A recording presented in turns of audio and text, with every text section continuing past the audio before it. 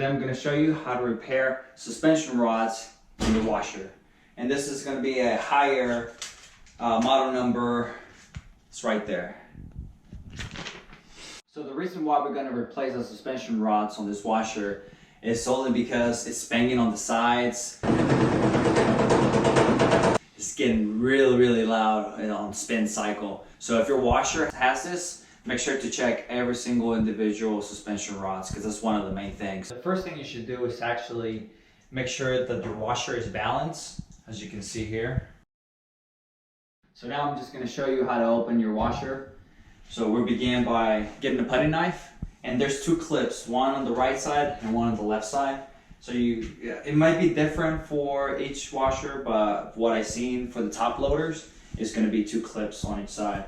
So all you want to do is kind of like push it in, and then you hear a click like that, and then you go on the other side, and there he goes. And you just lift this up, and you see the drum in there. And as you can see, these are your four corners, the suspension rod. So if you don't have anybody to hold this for you, just grab a piece of wood, put it on there like that. Make sure it's stable and safe. So now I'm going to check every single one of them to see which one is bad.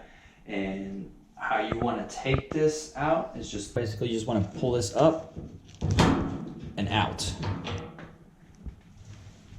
And at the bottom, just let it drop a little bit and they'll come out just like that.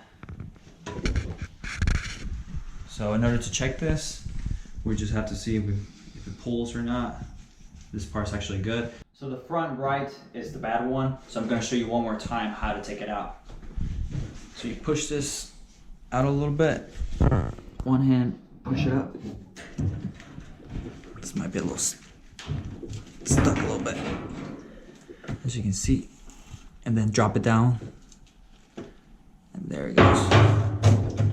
Easy. So as you can see, this part is actually corroded and the spring doesn't go down, it's actually stuck, unlike the other one. So we know this is bad for sure. So here are the two side by side. As you can tell, a big difference. And you can also tell by the spring down here. Look how it can move, and this one doesn't, it's just corroded.